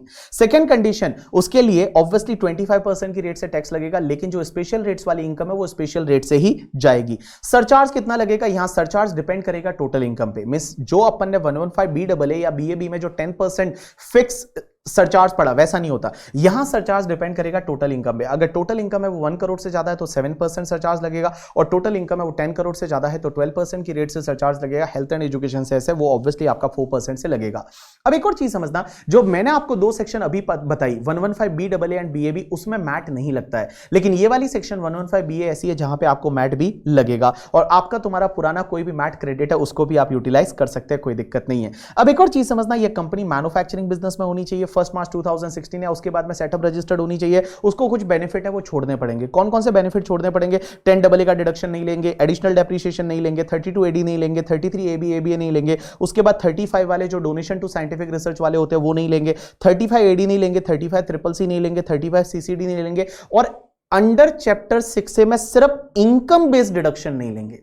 अंडर चैप्टर 6 में ओनली जो इनकम बेस्ड डिडक्शन है वो इनकम बेस्ड डिडक्शन नहीं मिलेंगे, एक्सेप्ट 80JJAA है वो ले सकते हैं, बाकी कोई भी इनकम बेस्ड डिडक्शन नहीं मिलेंगे। अब एक और चीज समझना, अगर कोई भी एसएससी ये सेक्शन को फॉलो करना चाहता है तो जब भी वो अपना फर्स्ट रिटर्न फाइल करेगा, रिटर्न फाइलिंग की ड्यू डेट से पहले पहले उसको एक्सरसाइज करना पड़ेगा, और एक बार अगर उसने ये एक्सरसाइज कर दिया 115BA 25% वाला, तो वापस उससे वो बाहर नहीं आ सकता। लेकिन अगर वो चाहता है 115BA से बाहर होके और 115BAA फॉलो करना चाहता है तो 115BAA में 25 से सीधा 22% पे आ सकता है, कोई दिक्कत नहीं है। अब एक चीज समझना, ये जो सेक्शन है ना वो आजकल कोई फॉलो करता नहीं है, क्योंकि ऐसे भी अगर कंपनी है इतने सारे सब सेक्रीफाइस ना करे तो भी कंपनी के लिए, डोमेस्टिक कंपनी के लिए, अगर आपका जो turnover gross receipt up to 400 crore है प्रीवियस ईयर 1920 का, तो ऐसे भी उसका 25% टैक्स रेट है। तो इतने सारे सरेंडर करने के बाद, इतने सारे सेक्रीफाइस करने के बाद, इतना सारा बलिदान देने के बाद कौन इस सेक्शन में आएगा? तो ये सेक्शन आजकल प्रैक्टिकल लाइफ में ज्यादा फॉलो होती है नहीं। उसके बाद में मैंने इन तीनों सेक्शन का कंपैरिजन दे रखा है, आप कंपैरिजन को देखोगे तो आपको इजीली समझ में आ जाएगा।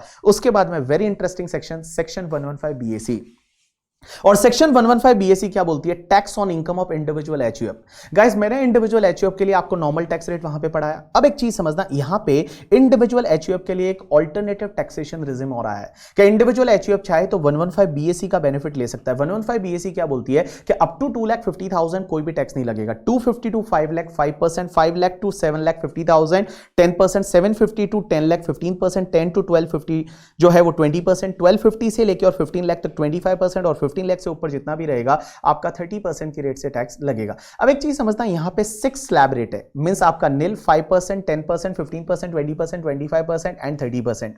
एंड आपकी यहां पे जो इनकम है वो 250 250 250 बढ़ते जा रही है। तो आप इसको कैसे याद रखेंगे कि इंडिविजुअल एचयूएफ के पास में सेक्शन 115BAC का एक ऑप्शन है, और वो ये बोलता है आप एक काम करिए, इनकम में 2,50,000 2,50,000 2,50,000 ऐड करते जाइए, और आप टैक्स रेट में 5555% है वो आप ऐड करते जाइए, तो आपको यहां पे स्लैब रेट मिल जाएगी। लेकिन सर एक बात बताइए, यहां पे आपने बोला इंडिविजुअल एचयूएफ, बट रेजिडेंट और non resident, right answer is दोनों।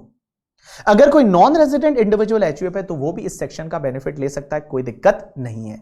लेकिन सर एक बात बताइए, आप बोल रहे हैं कि यहां पे बेसिक एग्जेम्पशन 2,50,000 का रहेगा, 2,50,000 से ऊपर जितना भी इनकम रहेगा उस पे 5%, फिर उसके बाद में 10%, 15%, 20%, 25%, 30%। सर एक बात बताइए, if any person is any individual is a senior citizen और सुपर सीनियर सिटीजन, तो क्या उसके लिए 3 लाख या 5 लाख का बेनिफिट मिलेगा? आंसर इज नहीं मिलेगा। गाइस इस सेक्शन में आप ध्यान रखना, अगर कोई भी इंडिविजुअल है, वो इंडिविजुअल सीनियर सिटीजन है या सुपर सीनियर सिटीजन है, तो उस केस में भी आपको बेसिक एग्जेम्पशन है वो 250 का ही बेनिफिट मिलेगा। मींस 2,50,000 से ऊपर जो भी इनकम रहेगा उस पर आपको टैक्स भरना पड़ेगा। वो 3 लाख और 5 लाख का जो हायर बेसिक एग्जेम्पशन है वो अगर आप ये सेक्शन लेते हैं तो आपको छोड़ना पड़ेगा, आपको नहीं मिलेगा। यू गॉट माई पॉइंट और नॉट? यस। अब एक और चीज समझना, सर सरचार्ज कौन सी रेट से लगेगा? तो सरचार्ज जो मैंने आपको बताया था 10%, 15%, 25%, 37% depends on your total income. Surcharge total income पे डिपेंड करेगा, आपका टोटल इनकम कितना है उसी पे सरचार्ज डिपेंड करेगा। यहां पे कोई ऐसा स्टैटिक फिक्स सरचार्ज नहीं है। मैंने आपको 115BAA और 115BAB में मैंने आपको फिक्स सरचार्ज बताया था, दैट इज 10%। ऐसा यहां पे नहीं है। यहां पे सरचार्ज डिपेंड करेगा टोटल इनकम पे कि आपका टोटल इनकम कितना है। टोटल इनकम 50 लाख से ज्यादा है तो 10%, 1 करोड़ से ज्यादा 15%, 2 करोड़ से ज्यादा 25%, 5 करोड़ से ज्यादा 37% की रेट से सरचार्ज लगेगा। सर एक बात बताइए, स्पेशल रेट्स की इनकम पे कौन सी रेट से टैक्स लगेगा? स्पेशल रेट से ही लगेगा। स्पेशल रेट जैसे LTCG 112 10%, ST 111 15%, जो स्पेशल रेट्स होती है वो स्पेशल रेट से ही टैक्स लगेगा। अब एक और चीज समझना, अगर आप ये सेक्शन लेते हो तो आपको AMT नहीं लगेगा। जो अल्टरनेट मिनिमम टैक्स है वो अल्टरनेट मिनिमम टैक्स आपको नहीं लगेगा। लेकिन सर पुराना अगर AMT क्रेडिट पड़ा है तो उसका क्या करेंगे? लैप्स हो जाएगा। जो पुराना तुम्हारा AMT क्रेडिट पड़ा है वो लैप्स हो जाएगा, क्योंकि जब AMT नहीं लग रहा है तो ऑब्वियसली आपका AMT क्रेडिट है वो आपका लैप्स हो जाएगा। अब एक चीज समझना, ये अगर आप बेनिफिशियल टैक्स रेट वाला बेनिफिट लेना चाहते हो जहां पे 6 स्लैब रेट है, इतना सारा बेनिफिट है यहां पे, अगर आप ये सेक्शन को लेना चाहते हो तो आपको कुछ ना कुछ यहां पे आहुतियां देनी पड़ेगी। मींस कुछ ना कुछ चीजें हैं वो आपको सरेंडर करनी पड़ेगी, कुछ ना कुछ बेनिफिट आपको त्यागने पड़ेंगे। सर कौन कौन से बेनिफिट त्यागेंगे? तो सबसे पहले मैं बात करता हूं हाउस प्रॉपर्टी में। गाइस आपको पता है जब सेल्फ ऑक्यूपाइड प्रॉपर्टी होती है, सेल्फ ऑक्यूपाइड प्रॉपर्टी में आपको इंटरेस्ट का बेनिफिट मिलता है 30,000 और 2 लाख का, वो इंटरेस्ट का बेनिफिट आप नहीं ले सकते। मींस आपका सेल्फ ऑक्यूपाइड प्रॉपर्टी का इनकम है वो हमेशा आपको नील लेना पड़ेगा, कभी भी नेगेटिव नहीं ले सकते। बिकॉज सेल्फ ऑक्यूपाइड प्रॉपर्टी में आपको पता है 30,000 और 2 लाख के इंटरेस्ट की वजह से आपकी इनकम नेगेटिव आ जाती है और उसको कहीं और से सेट ऑफ करते हैं। एक बात बताऊं, सेल्फ ऑक्यूपाइड प्रॉपर्टी में आप जो 30,000 और 2 लाख का इंटरेस्ट का डिडक्शन है वो आप नहीं ले पाएंगे। दूसरी चीज ध्यान रखना, आपकी अगर लेट आउट प्रॉपर्टी है या deem to be let out property है, वहां पे आप इंटरेस्ट का डिडक्शन ले सकते हैं। लेकिन लेट आउट प्रॉपर्टी या deem to be let out property में आप इंटरेस्ट का बेनिफिट ले सकते हैं, डिडक्शन ले सकते हैं, लेकिन जो भी तुम्हारा लेट आउट और deem to be let out property की वजह से हाउस प्रॉपर्टी हेड का जो लॉस आएगा ना, उस लॉस को आप किसी और हेड से सेट ऑफ नहीं कर सकते। ध्यान रखना, पहली चीज वापस बोल रहा हूं, सेल्फ ऑक्यूपाइड प्रॉपर्टी के केस में आप 30,000 2 लाख का इंटरेस्ट का डिडक्शन नहीं ले सकते। मीन सेल्फ ऑक्यूपाइड प्रॉपर्टी का इनकम हमेशा नहीं लाएगा। लेट आउट प्रॉपर्टी और deem to be let out property में आप इंटरेस्ट का डिडक्शन ले सकते हैं, लेकिन लेट आउट प्रॉपर्टी की वजह से और deem to be let out property का अगर हाउस प्रॉपर्टी का लॉसेज आएगा, वो लॉसेज आप किसी और हेड से सेट ऑफ नहीं कर सकते। नॉर्मल केस में आपको पता है हम 2 लाख तक का लॉसेज है वो किसी और हेड से सेट ऑफ कर सकते हैं, बट अगर आप 115 बीएसी ले रहे हैं तो आपका एलओपी और डीएलओपी की वजह से जो भी लॉस आएगा वो लॉसेस को आप किसी और हेड से बिल्कुल भी सेट ऑफ नहीं कर सकते, आप उसको कैरी फॉरवर्ड कर सकते हैं नेक्स्ट 8 ईयर्स तक। उसके बाद अपन चलते हैं सैलरी हेड में। एक चीज समझना, सैलरी हेड के केस में आपको पता है अंडर चैप्टर 16 बहुत सारे डिडक्शन मिलते हैं। अंडर चैप्टर 16 आपको एक तो प्रोफेशनल टैक्स का डिडक्शन मिलता है, वो डिडक्शन नहीं ले सकते आप। उसके बाद में 50,000 का स्टैंडर्ड डिडक्शन मिलता है, वो 50,000 का स्टैंडर्ड डिडक्शन नहीं ले सकते। गवर्नमेंट एम्प्लॉय के केस में एंटरटेनमेंट अलाउंस का एक डिडक्शन मिलता है, वो डिडक्शन आप नहीं ले सकते। तो सैलरी में आप अंडर सेक्शन 16 के जो 3 डिडक्शन होते हैं, कौन कौन से? प्रोफेशनल टैक्स का डिडक्शन आप नहीं लेंगे, 50,000 का स्टैंडर्ड डिडक्शन आपको नहीं मिलेगा, और एंटरटेनमेंट अलाउंस का डिडक्शन मिलता है गवर्नमेंट एम्प्लॉय को, वो भी आपको नहीं मिलेगा। उसके बाद में एक चीज समझना, सैलरी में जो एक लीव ट्रेवल कंसेशन का एग्जेम्पशन मिलता है सेक्शन 10(5) में, सेक्शन 10 क्लॉज 5 में लीव ट्रेवल कंसेशन का एक एग्जेम्पशन मिलता है। और वो एग्जेम्पशन कैसे मिलता है कि अगर आप फ्लाइट से गए तो इकोनॉमिक क्लास के फेयर का एग्जेम्पशन मिल जाता है, या फिर आप किसी और मोड से गए हैं तो रेलवे का जो फर्स्ट क्लास का एसी फेयर रहता है उतने का एग्जेम्पशन मिल जाता है। वो आप एलटीसी का एग्जेम्पशन नहीं ले सकते। लीव ट्रेवल कंसेशन जो भी आपको मिलेगा वो पूरा टैक्सेबल होगा, आप उसका एग्जेम्पशन नहीं ले सकते। उसके बाद में आपको पता रहेगा एक एचआरए का एग्जेम्पशन मिलता है, एचआरए का एग्जेम्पशन भी आप नहीं ले सकते। एचआरए में एग्जेम्पशन कितना मिलता है? वो 40% और 50% ऑफ सैलरी और रेंट पेड -10% ऑफ सैलरी और एक्चुअल अमाउंट रिसीव्ड, इतना एक आपको एग्जेम्पशन मिलता है 10(13)A में। वो एचआरए का एग्जेम्पशन आप नहीं ले पाएंगे अगर आप ये सेक्शन लेते हैं तो। उसके साथ साथ में आपको जो अलाउंसेस के एग्जेम्पशन मिलते हैं सेक्शन 10(14) में, वो भी आप नहीं ले पाएंगे। अलाउंसेस के एग्जेम्पशन नहीं ले पाएंगे, जैसे आपको याद रहेगा चिल्ड्रन हॉस्टल अलाउंस का 300 का एग्जेम्पशन मिलता है, चिल्ड्रन एजुकेशन अलाउंस का आपको 100 पर मंथ पर चाइल्ड मैक्सिमम 2 चाइल्ड का एग्जेम्पशन मिलता है। वैसे ही आपको बहुत सारे वहां पे ट्राइबल एरिया अलाउंस मिलता है, वहां पे यूनिफॉर्म के लिए अलाउंस मिलता है, उसका एग्जेम्पशन मिलता है। वो सब एग्जेम्पशन आपको छोड़नी पड़ेगी, आप एक भी एग्जेम्पशन नहीं ले सकते, लेकिन बेटा 4 एग्जेम्पशन आप ले सकते हैं। यहां पे एक्सेप्शन है, अगर आप 115 बीएससी फॉलो करते हैं तो भी आप अलाउंसेस में 4 एग्जेम्पशन ले सकते हैं, और जिसको मैं बोलूंगा डीटीडीसी आप ले सकते हैं। डीटीडीसी में क्या आएगा? सबसे पहले जो भी दिव्यांग एम्प्लॉय रहता है, हैंडीकैप्ड एम्प्लॉय रहता है, उसके लिए क्या होता है, एक ट्रांसपोर्ट अलाउंस या जिसको कम्यूटेशन अलाउंस बोलते हैं, वो कम्यूटेशन अलाउंस का एग्जेम्पशन मिलता है 3,200 पर मंथ का, 3,200 पर मंथ का दिव्यांग एम्प्लॉय के लिए, या फिर हैंडीकैप्ड एम्प्लॉय के लिए, ब्लाइंड एम्प्लॉय के लिए जो 3,200 का एग्जेम्पशन मिलता है, वो एग्जेम्पशन वो ले सकता है।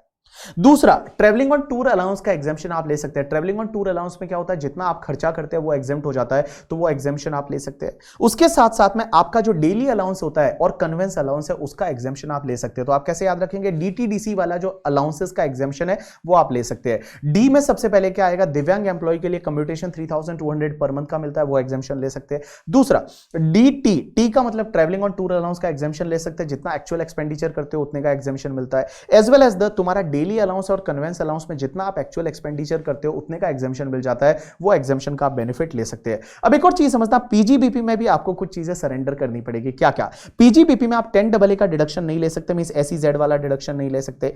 एडिशनल डेप्रिसिएशन है वो आप नहीं ले सकते। 32AD नहीं ले सकते। 33AB ABA का डिडक्शन नहीं ले सकते। और जो साइंटिफिक रिसर्च में जो डोनेशन वाले जो डिडक्शन है वो आप नहीं ले सकते।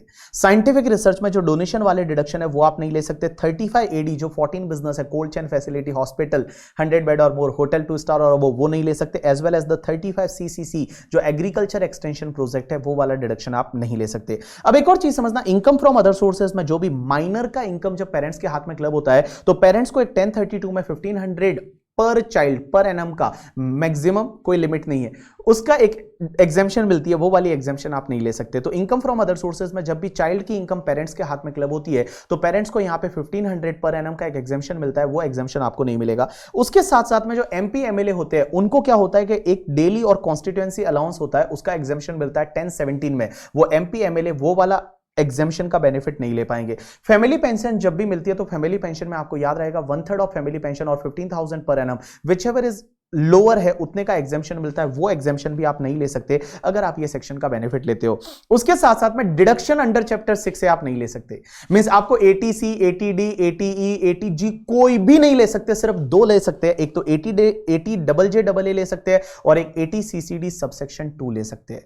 तो मैंने क्या बोला, अगर आप 115 बीएससी सेक्शन लेते हो तो डिडक्शन अंडर चैप्टर 6 से में से कोई भी कुछ भी नहीं ले सकते आप।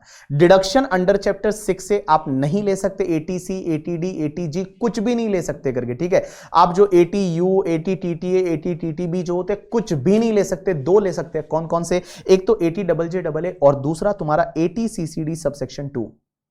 ये एटीसीसीडी सबसेक्शन 2 क्या होता है कि अगर कोई एम्प्लॉय के लिए employer central government pension scheme में कंट्रीब्यूशन करता है तो जितना भी एम्प्लॉयर का कंट्रीब्यूशन होता है और 10% ऑफ सैलरी करके, ठीक है, विच एवर इज लोअर का एक डिडक्शन मिलता है एटीसीसीडी 2 में, वो एटीसीसीडी 2 है वो एम्प्लॉय ले सकता है अगर 115 बीएससी ले रहा है तो भी। अब एक और चीज समझना, ये जितनी भी सेक्शंस दे रखी है इनकी वजह से, ये जो सेक्शंस दे रखी है इनकी वजह से तुम्हारा कोई भी ब्रॉड फॉरवर्ड लॉसेज है या अनएब्सॉर्ब डेप्रिसिएशन है, मींस अनएब्सॉर्ब डेप्रिसिएशन में एडिशनल डेप्रिसिएशन है तो वो आपका लैप्स हो जाएगा अगर आप ये सेक्शन ले लेते हो तो करके, ठीक है।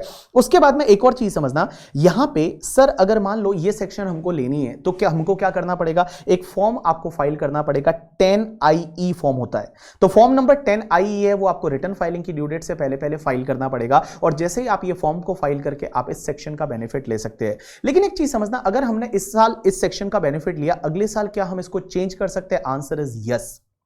इस सेक्शन में चेंज कर सकते हैं, मींस अगले साल आपको लगता है कि नॉर्मल प्रोविजन आपके लिए बेनिफिशियल है तो अगले साल आप नॉर्मल प्रोविजन के साथ जा सकते हैं और इस साल अगर आपको लगता है कि भैया ये प्रोविजन ले लो तो इसके साथ अगले साल आप चेंज कर सकते हैं, उसके अगले साल वापस आप चेंज कर सकते हैं। लेकिन एक चीज ध्यान रखना, अगर आपका बिजनेस का इनकम है और आपने ये सेक्शन को ले लिया तो फिर आप चेंज नहीं कर सकते।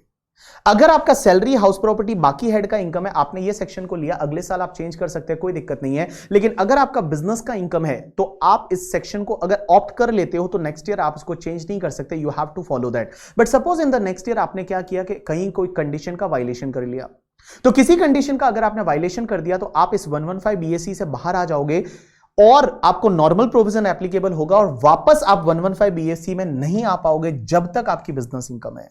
जब तक आपकी बिजनेस इनकम है तब तक आप वापस 115 बीएससी में नहीं आ सकते हैं।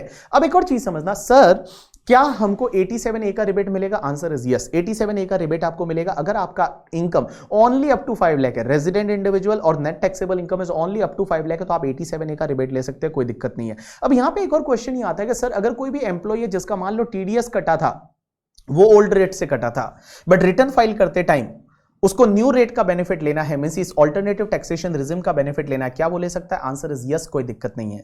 लेकिन एक बात समझना, टीडीएस अगर आपको अपना न्यू रेट से कटवाना है तो उसके लिए आपको एक डिक्लेरेशन देनी पड़ेगी अपने एम्प्लॉयर को और एम्प्लॉयर को बोलना पड़ेगा कि मैं नया टैक्स रेट है उससे मेरा टीडीएस काटो, तो एम्प्लॉयर आपका न्यू टैक्स रेट से टीडीएस काटेगा। लेकिन एक चीज समझना, आपका टीडीएस न्यू टैक्स रेट से कट गया लेकिन रिटर्न फाइल करते टाइम आपको लगता है कि ओल्ड या एग्जिस्टिंग टैक्स रेट है वो ज्यादा बेनिफिशियल है, तो क्या आप एग्जिस्टिंग टैक्स रेट का बेनिफिट ले सकते हैं? Answer is yes, absolutely fine, कोई फर्क नहीं पड़ता। मींस आपका टीडीएस कौन सी रेट से कटा है उससे कोई फर्क नहीं पड़ता, आप रिटर्न फाइल करते टाइम आपके पास चॉइस है कि न्यू टैक्स रेट या ओल्ड टैक्स रेट में से जो आपके लिए बेनिफिशियल है वो आप ले सकते हैं। अब एक चीज समझना, एक सेक्शन है 115 बीएडी और ये 115 बीएडी सेक्शन है, ये लास्ट ईयर से डाली गई और ये सेक्शन सिर्फ कोऑपरेटिव सोसाइटी के लिए है। एंड मैं बता दूं ये सेक्शन सेम वैसी की वैसी है जैसे 115 बीडबलए है।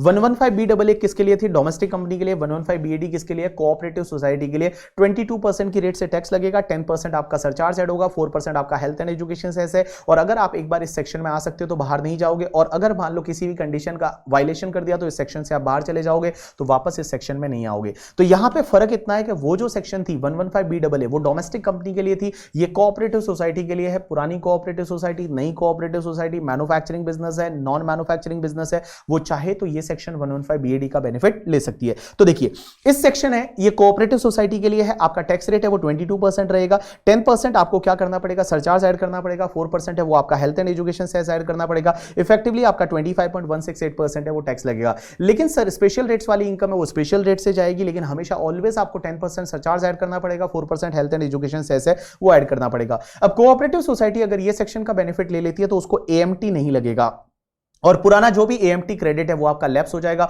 उसको आप आगे सेट ऑफ नहीं कर सकते। अब एक और चीज समझना, अगर कोई कोऑपरेटिव सोसाइटी ये सेक्शन का बेनिफिट लेती है तो उसको 10AA का कोई डिडक्शन एसईजेड वाला नहीं ले सकते, एडिशनल डेप्रिसिएशन नहीं ले सकते, 32AD नहीं ले सकते, 33AB नहीं ले सकते, उसके बाद जो साइंटिफिक रिसर्च में जो डोनेशन वाले डिडक्शन होते हैं वो नहीं ले सकते, 35AD नहीं ले सकते, 35CCC नहीं ले सकते।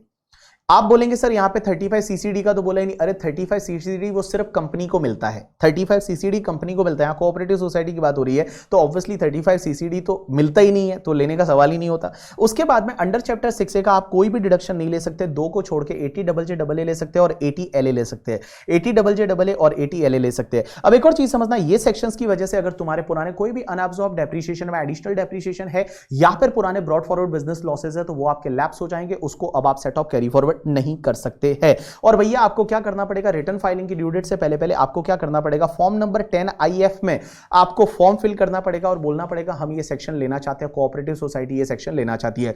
अगर कोऑपरेटिव सोसाइटी ये सेक्शन एक बार ले लेती है तो फिर आपको अगले साल भी इसी को फॉलो करना पड़ेगा, लेकिन किसी भी ईयर में कोई कंडीशन का वायलेशन हो गया तो इससे आप बाहर आ जाएंगे, और एक बार इससे बाहर आ गए तो वापस आप इस सेक्शन में नहीं आ सकते हैं। अब यहां पे एक चीज समझना, कुछ मैंने इंटरेस्टिंग पॉइंट लिखे हैं जो आपको ध्यान देनी है। सबसे पहली चीज तो ये कि अगर ये जो अपन ने स्पेशल रेट्स वाली सेक्शन पढ़ी, 115 BA पढ़ी, BAA पढ़ी, BAB पढ़ी, BSc पढ़ी और BAD पढ़ी, ये जो 5 सेक्शन है ना, इसमें मैक्सिमम डेप्रिसिएशन है वो 40% मिलता है, उससे ज्यादा आपको डेप्रिसिएशन नहीं मिलता। लेकिन आप मुझे बोलोगे सर मैक्सिमम डेप्रिसिएशन तो ऐसे भी 40% होता है, लेकिन एक चीज बताए आपको, पता है वो मोटर व्हीकल के केस में हायरिंग बिजनेस है और वो उस पर्टिकुलर पीरियड 2019 में खरीदा हुआ है करके, ठीक है, तो उस केस में आपको याद रहेगा तो वहां पे आपको डेप्रीशिएशन 45% हो जाता है, 30 से 45% हो जाता है, तो वहां 45% नहीं मिलेगा, वहां पे भी मैक्सिमम 40% ही मिलेगा। अब एक और चीज समझना, ये जो सेक्शन 115BAA है ना, इसके लिए इन्होंने ये बोला था 115BAA के लिए, 115BAA पहली बार आई थी प्रीवियस ईयर 1920 में, तो इन्होंने बोला कि अगर कोई एसएससी प्रीवियस ईयर 1920 में ही ये सेक्शन को ले लेता है, उसके बाद नहीं है, उसके बाद लिया तो ये बेनिफिट नहीं मिलेगा। 1920 में अगर उसने ये सेक्शन को ले लिया तो जो भी तुम्हारे अनअब्सॉर्ब डेप्रिसिएशन में एडिशनल डेप्रिसिएशन है वो अब आप सेट ऑफ कैरी फॉरवर्ड तो नहीं कर सकते, लेकिन वो आपको 1 अप्रैल 2019 के ब्लॉक में ऐड करने का बेनिफिट मिल जाएगा। तो मैंने क्या बोला, समझने की कोशिश करना। 115BAA सेक्शन है वो अगर आपने फर्स्ट ईयर में ही ले ली थी, दैट इज प्रीवियस ईयर 1920 में, तो जो भी तुम्हारे अनअब्सॉर्ब डेप्रिसिएशन में एडिशनल डेप्रिसिएशन है वो एडिशनल डेप्रिसिएशन अब आप सेट ऑफ तो नहीं कर सकते, लैप्स हो जाएगा, क्योंकि अब आप एडिशनल डेप्रिसिएशन का डिडक्शन नहीं ले सकते, लेकिन उसको आपके ओपनिंग WDV में जोड़ने का बेनिफिट मिलेगा, लेकिन that benefit was only for that particular year. अब आगे वाले ईयर्स के लिए बेनिफिट नहीं है। अगर आप इस साल लेते हो 115BAA और तुम्हारा कोई भी अनअब्सॉर्ब डेप्रिसिएशन में एडिशनल डेप्रिसिएशन है तो वो लैप्स हो जाएगा, उसको अब आप ओपनिंग WDV में जोड़ नहीं सकते, ये बेनिफिट अब आपको नहीं मिलेगा।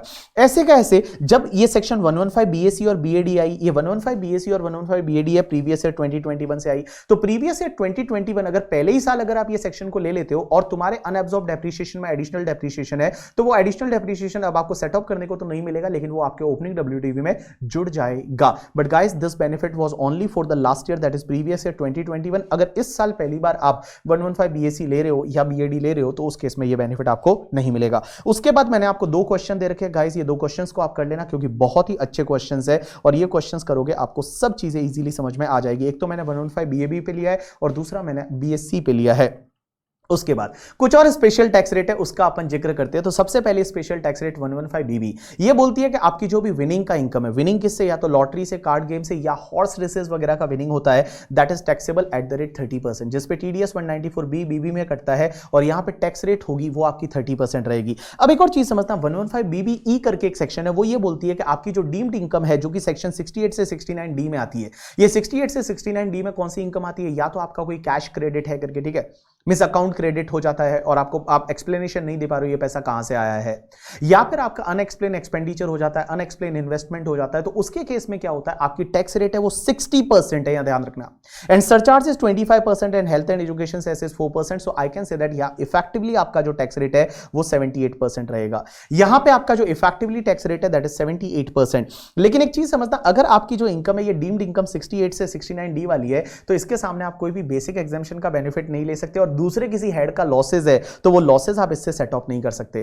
तो जो भी आपका ये डीम्ड इनकम 68 से 69D वाली है इसके सामने आप बेसिक एग्जाम्पशन का बेनिफिट नहीं ले पाएंगे और तुम्हारे कोई भी दूसरे हेड के लॉसेज है वो इससे इस इनकम से सेट ऑफ नहीं कर सकते। उसके बाद 115BBF करके एक इंटरेस्टिंग सेक्शन है, वो ये बोलती है कि इंडिया में अगर आपने पेटेंट डेवलप किया, अगर कोई भी रेजिडेंट एसएससी है, पहली चीज रेजिडेंट एसएससी होना चाहिए, रेजिडेंट पर्सन होना चाहिए, और उसने इंडिया में अगर कोई भी पेटेंट डेवलप किया तो पेटेंट का जो रॉयल्टी रहेगा ना, that royalty is taxable only at the rate 10%। That royalty is taxable at the rate 10%, means आपको 10% की रेट से ही उस रॉयल्टी पे टैक्स पे करना है। लेकिन यहां पे कंडीशन यह है कि वो पेटेंट जो है वो इंडिया में डेवलप होना चाहिए, मींस डेवलपमेंट के रिलेटेड जितने भी कॉस्ट है उसमें 75% एक्सपेंडिचर आपको इंडिया में इंकर करना पड़ेगा। 75% एक्सपेंडिचर है वो आपको इंडिया में इंकर करना पड़ेगा। तो देखो मैंने आपको क्या बोला, all people just pay attention. Resident person होना चाहिए, उसने पेटेंट है वो इंडिया में डेवलप किया है और इंडिया के जो पेटेंट एक्ट में वो एज अ पेटेंट ही रजिस्टर्ड है करके, ठीक है, खुद के नाम से या फिर जॉइंट पेटेंट है, उसको अगर कोई भी रॉयल्टी मिलती है that royalty is taxable at the rate 10%। लेकिन ध्यान रखना इसके सामने कोई खर्चे का डिडक्शन नहीं मिलेगा, means that gross royalty is going to be taxable. ये पूरी ग्रॉस रॉयल्टी है वो ग्रॉस रॉयल्टी 10% की रेट से आपके लिए टैक्सेबल हो जाएगी। कंडीशन इज दैट कि 75% है उससे ज्यादा का खर्चा इंडिया में इंकर होना चाहिए। लेकिन एक और चीज समझना, अगर आप ये सेक्शन का एक बार बेनिफिट ले लेते हो तो नेक्स्ट 5 ईयर्स तक आपको ये सेक्शन को फॉलो करना पड़ेगा।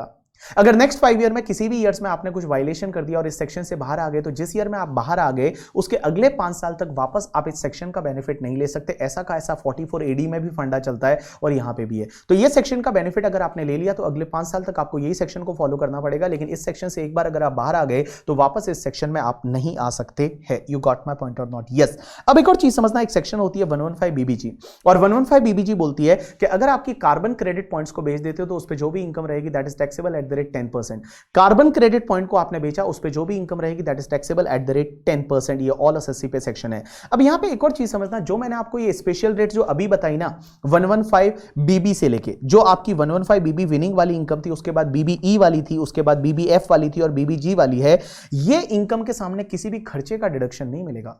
मींस आपकी ग्रॉस इनकम टैक्सेबल हो जाएगी। जैसे फॉर एन एग्जांपल मैं बात करूं कि आपका रॉयल्टी इनकम है और रॉयल्टी के सामने कुछ खर्चा हुआ था वो अलाउ नहीं होगा, ग्रॉस रॉयल्टी टैक्सेबल होगी। या विनिंग का इनकम है वो ग्रॉस टैक्सेबल होगा, या जो डीम्ड इनकम है वो ग्रॉस टैक्सेबल होगा, या कार्बन क्रेडिट का इनकम है वो ग्रॉस इनकम टैक्सेबल होगा। एक और चीज समझना, इनके सामने आपको डिडक्शन अंडर चैप्टर 6 से भी नहीं मिलेगा। डिडक्शन अंडर चैप्टर 6 से का बेनिफिट आपको नहीं मिलेगा, डिडक्शन अंडर चैप्टर 6 है वो आपको नहीं मिलेगा। इसका मतलब ये हुआ कि जैसे मान लो फॉर एन एग्जांपल आपको पेटेंट का रॉयल्टी है, तो पेटेंट की रॉयल्टी के सामने सर क्या हम 80 क्यूक्यू भी ले, क्यूक्यू जो 80 आरआरबी होता है, क्या 80 आरआरबी का डिडक्शन ले सकते हैं? Answer is no. आप 80 आरआरबी का डिडक्शन नहीं ले सकते, आपको कोई डिडक्शन नहीं मिलेगा, आप 10% की रेट से आप टैक्स पे करना पड़ेगा। अब एक और चीज समझना, बाकी वाली जो स्पेशल रेट्स है वो मैं अलग अलग टॉपिक में कवर करूंगा। जैसे कैपिटल गेन में मैं 112 कवर करूंगा, 112 कवर करूंगा, 111 कवर करूंगा। उसके बाद ट्रस्ट वाले टॉपिक है उसमें आपको 115 बीबीसी कवर करूंगा और 115 बीबीडी है वो आपको मैं डिविडेंड वाले टॉपिक में कवर करूंगा। अब एक और चीज समझना, जो मैंने आपको स्पेशल रेट्स वाली ये इनकम बताई करके 115 बीबीसी लेके और यहां तक आपका 115 बीबीजी तक, इन इनकम के सामने आपको कोई बेसिक एग्जेम्पशन का बेनिफिट नहीं मिलेगा। इन इनकम्स के सामने कोई बेसिक एग्जेम्पशन का बेनिफिट नहीं मिलेगा। बट गाइस इसके 3 एक्सेप्शन है। अगर आपको लॉन्ग टर्म कैपिटल गेन 112 वाला होता है जो 20% से टैक्सेबल होता है, या long term capital gain 112A वाला होता है जो कि 10% से टैक्सेबल होता है, या short term capital gain 111A वाला होता है जो कि 15% से टैक्सेबल होता है, अगर ये वाली इनकम है और रेजिडेंट इंडिविजुअल एचयूएफ है तो आप बेसिक एग्जेम्पशन का बेनिफिट ले सकते हैं। अगर आपकी बैलेंस इनकम है वो बेसिक एग्जेम्पशन से ज्यादा नहीं है तो उस केस में जो भी आपका अनएग्जॉस्टेड बेसिक एग्जेम्पशन का बेनिफिट है वो एलटीसीजी 112, एलटीसीजी 112 है, एसटीसीजी 111A के सामने आप एडजस्ट कर सकते हैं करके। यू गॉट माय पॉइंट और not? Yes. So guys approx I think 1 घंटा हुआ। 1 घंटे में हमने पूरा जो पहला वाला टॉपिक था दैट इज टैक्स रेट है उसको अपन ने कंप्लीट किया। होप सो आपको अच्छा लगा होगा। इस लेक्चर को आप जितनी बार सुनेंगे उतना आपके लिए बेनिफिशियल रहेगा। और मैंने इसमें इतना सारा बोल के एक्सप्लेन किया जिससे आपको देखना भी ना पड़े।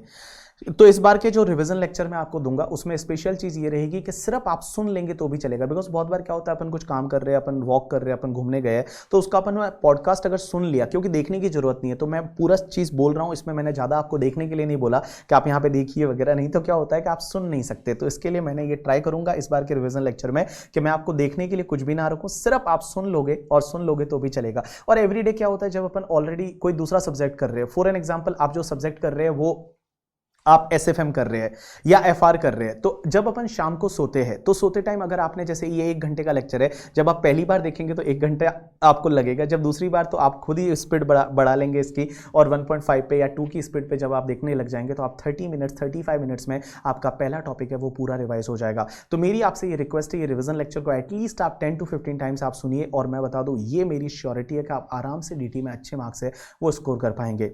और ऑब्वियसली रिविजन लेक्चर बहुत ज़्यादा हेल्पफुल रहते हैं और ये तो डीटी के लिए, आप बाकी सब्जेक्ट के लिए खुद ही रिवीजन लेक्चर बनाइए। अगर आपको लगता है कि जैसे लॉ वगैरह जैसे सब्जेक्ट है तो उसमें आप खुद रिकॉर्ड करिए, ओन वॉइस रिकॉर्ड करिए, आपको जैसा रिकॉर्ड करना है वैसा करिए। अगर आपकी जो लैंग्वेज है, आपको हिंदी, इंग्लिश, जो मराठी, गुजराती, मारवाड़ी, जिस लैंग्वेज में आपको आता है उसमें आप रिकॉर्ड करिए। जैसे आप कोड बना सकते हैं वैसे कोड बनाइए। देखिए अभी आपके लिए सबसे ज़्यादा जरूरी है सीए बनना। और इस लाइफ में एक चीज है, जब आप सीए बनोगे ना तो आपके लिए आगे का रास्ता खुलेगा। नहीं तो क्या होता है ना, लाइक जब तक सीए नहीं बनते हैं ना तब तक उसके आगे का एक स्टेप जो है, देखो पहले आपको जितने भी प्रोफेसर्स ने बोला हुआ है, 10th स्टैंडर्ड में किसी ने बोला था 10th बोर्ड है, क्लियर कर लो लाइफ बन जाएगी। 12th में भी यही बोला, सीपीटी में भी यही बोला, फाउंडेशन में भी यही बोला, इंटरमीडिएट में भी यही बोला। मैं बता दूं, मैं ही एक बंदा ऐसा हूं जो मैं सच बोल रहा हूं कि सीए बन गए ना तो सच में लाइफ सेटल है। बिकॉज मैं बताऊं, इंडियन फैमिली जितनी भी अपनी होती है उसमें 90% फैमिलीज में मैंने देखा होगा फाइनेंशियल इशू है। और फाइनेंशियल इशू में हम जिस बैकग्राउंड से आते हैं, आप और मैं जिस बैकग्राउंड से आते हैं, उन फैमिलीज में आप देखोगे सबसे ज्यादा प्रॉब्लम है वो फाइनेंशियल इशू से है। तो आपको मैं ये तो श्योरिटी दे देता हूं कि आप अगर जब सीए बन जाओगे तो आपको आराम से कहीं पे भी 60-70,000 पर मंथ है वो मिल जाता है। और उसकी वजह से आपका जो फाइनेंशियल इशू है वो ईजिली सॉल्व हो जाएगा, वो ईजिली सॉल्व हो जाएगा। और ऑब्वियसली आपने बहुत सपने देखे हुए, बहुत कमाओ, आगे जाके करिए, ठीक है। So guys, that's enough for today from my side. Thank you, thanks a lot. मिलते हैं नेक्स्ट रिवीजन लेक्चर में, रिवीजन लेक्चर 2 में।